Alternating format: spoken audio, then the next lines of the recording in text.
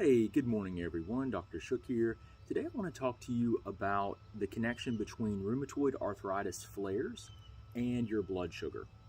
If you have rheumatoid arthritis or any autoimmune condition, you absolutely need to be focusing on optimizing your blood sugar.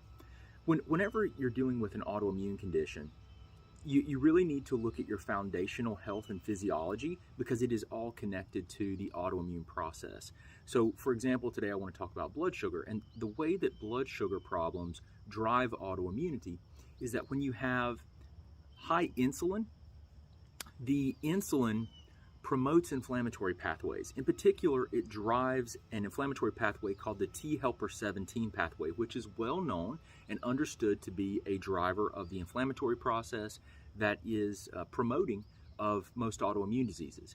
So you need to look at anything that's driving an inflammatory process, and blood sugar for sure is one of those things. So you always want to look at your foundational biochemistry and try to optimize those things, as well as remove immunological triggers, support healing the immune barrier systems, and improving immune system regulatory function, which I talk about in all my videos. But that is the core of how to control the environmental factors, the external factors that are driving the inflammatory and autoimmune response. You can't change your genetics, but you absolutely can change the environmental factors. And that can make a huge difference. That can be the thing that puts you into remission or that dampens the autoimmune process.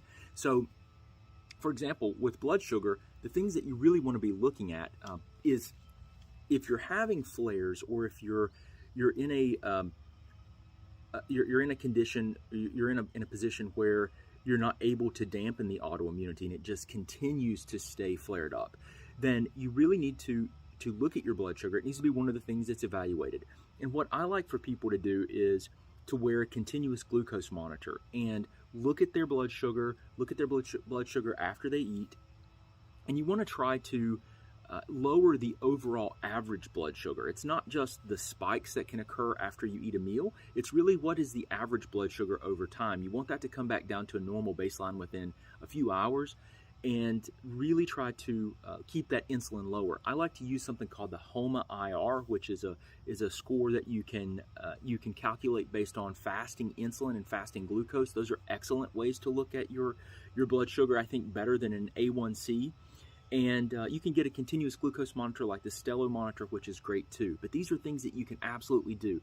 If you want a plan that helps you walk through this, check out the link in my bio. If you need or have specific questions, reach out to me and I'll do my best to help. But I hope you'll have a great day. Talk to you again.